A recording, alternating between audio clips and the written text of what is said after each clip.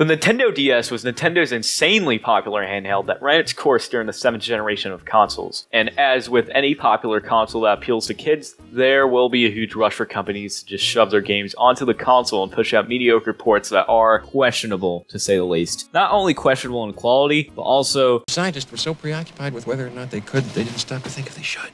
This certainly was the case with the Wii, but I think a more relevant talking point would be about the DS in this subject. The DS is not very powerful and it has a very limited control scheme, so there are a handful of games that are interesting to talk about for their workarounds and in some cases, absurdity alone. So let's waste no more time and get right into it. We'll start off with some of the most obvious examples and then move on to some of the lesser known games as the video progresses. Like I said, the DS was an insanely popular kids console, so it was a no-brainer for TT Games to bring over some of their Lego games. Sadly, they managed to fuck every single one of them up. At their best, the games are 3D platformers with occasional combat sections that only throw brain-dead enemies at you 4 at a time. And at worst, you've got Lego Harry Potter Years 1 through 4 DS. Who thought this would be a good idea? The entire game is just fetch quests and talking to NPCs in a Lego game. This is actually insane. Yeah, Lego games on DS just aren't it. On a more upbeat note, clearly Mario 64 DS is an amazing remake, and I would argue it's superior to the original if it weren't for the controls. For some godforsaken reason, Nintendo thought it would be a good idea to force a 3D platformer that was not designed with 8-directional movement in mind to use a D-pad, thus resulting in the game's hilariously janky controls. But there is a solution. With a relatively new 3DS mod, you can play the game with 360-degree movement as God intended. I even made a tutorial, so check that out if you're interested. Call of Duty being on the DS is a pretty well-known fact, so if you've already heard of it, I encourage you to just skip to the next chapter. Call of Duty on Nintendo has always been a semi-interesting topic because of how Activision has to optimize their games in order to get them running on Nintendo's low-powered systems.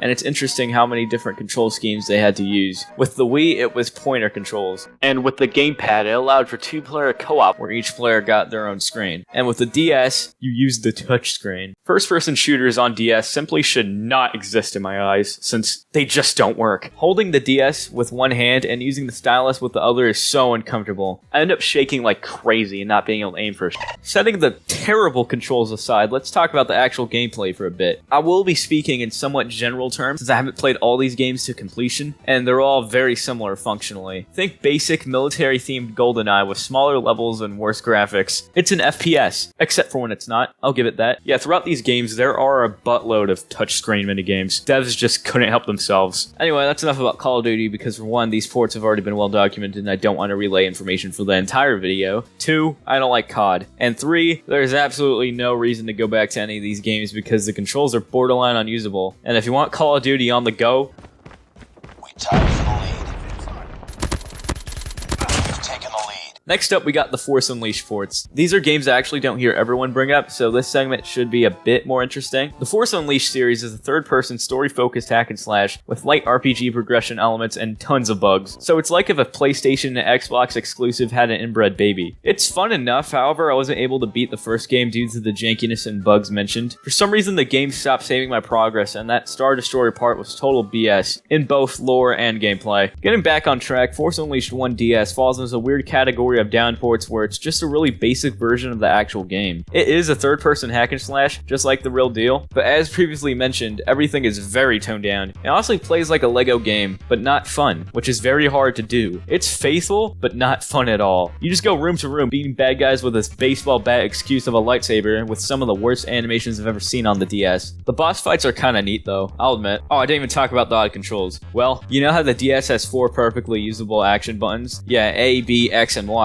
Just like the Xbox controller. Force Unleashed DS says no, and forces you to use the touchscreen to perform your attacks. Okay, what the heck. I get Call of Duty's utilization of the touchscreen because it's the only way an FPS can kinda sorta function on DS, but why do I have to tap the touchscreen to swing my lightsaber when Y is right freaking there? Look, 4 buttons, 4 attacks. I get the game wants to have more than 4 attacks, so why not just map the 2 lightsaber attacks to the buttons along with Force Lightning and Force Push, and then have the 2 additional attacks mapped to bigger touchscreen buttons. That's how the Amazing Spider-Man on 3DS did it. A fantastic third-person beat-em-up for that console, might I add. So why the heck didn't they just do that? Maybe for the combo system? But even then, is it really hard to just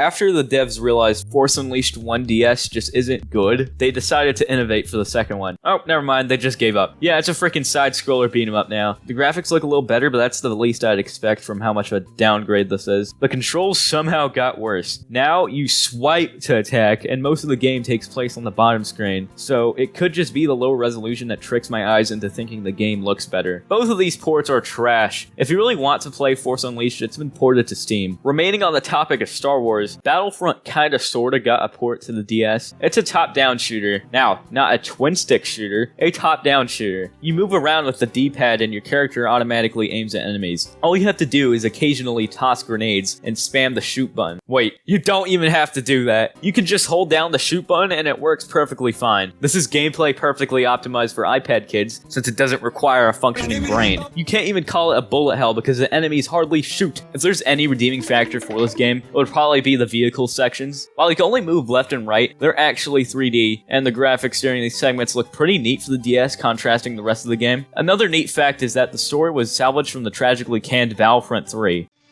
Wait, is this technically Battlefront 3? Transformers War for Cybertron is also a third-person shooter ported to DS a year after Battlefront. Yes, a game that looks like this had someone in the board meeting going, "Oh, DS port." To this game's credit, it didn't abandon its genre entirely like Star Wars Battlefront and Elite Squadron. It remains a third-person shooter slash beat-em-up, and the controls aren't absolutely terrible. Obviously, the DS lacks any proper way maneuvering 3D cameras, so War for Cybertron remedies this by slapping us back to 1996. Yet, the Transformers have tank controls. You can move forward and back, but trying to go sideways will just rotate both the character and camera. It's honestly not as bad as it sounds. Your gun will automatically target the enemy in the middle of your screen, so aiming isn't difficult at all. Melee attacks have a giant swing and hitbox, so again, not hard to aim. There are platforming sections, but those are all really basic and are only really here to break up the combat. The graphics evidently took a massive hit though. Like, this is N64 quality, but the game does run smoothly as a compromise, so there's that.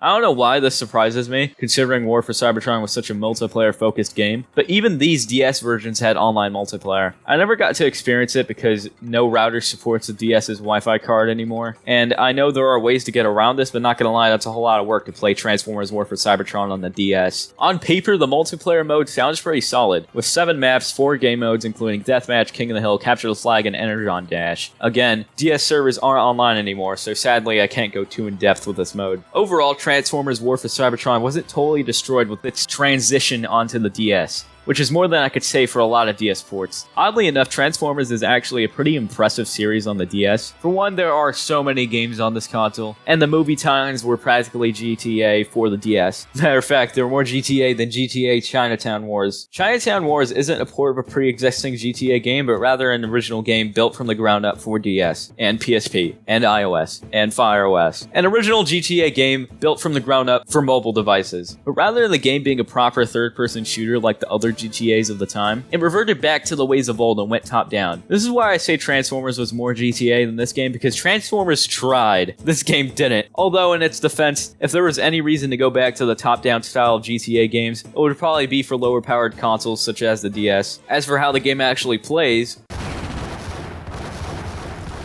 now, I don't play a whole lot of GTA, but this seems passable. Next up, we got Worms Open Warfare. See, Worms is always an interesting series to talk about because I have no idea how popular it actually is. The game seemed to sell well, Team 17 keeps making new installments, but it's not a series people typically know of when I ask, nor are there many videos on it from bigger YouTubers. Needless to say, Worms is an odd series. It's a turn-based strategy game. Each player takes turns controlling 4 worms using absolutely insane weapons on each other. And on the DS, the gameplay remains relatively intact, but the game is so pixelated I can't even tell this is supposed to be a worm anymore. Also, the DS is just a dumb choice to put party games like this on. It's a handheld that can really only support 1 player at a time, so the game tries to remedy this by including a pass and play mode, meaning you can complete your turn, pass it to player 2, they complete theirs, and so on, rinse and repeat. I'm glad pass and play is here. The game kind of feels worthless without it, but we all have those friends who cheat and suck up your turn before they pass the console back, so it is a flawed mode. Overall, Worms Open Warfare 1 and 2 are faithful Worms games, but the DS just isn't the console for these multiplayer party games. And the AI is trash, so single player is worthless. That's kind of the problem with a lot of these DS games. They just don't fit in. It's why I say they shouldn't exist. Most of them control terribly, and they all missed the mark of what people expected from the respective series at the time.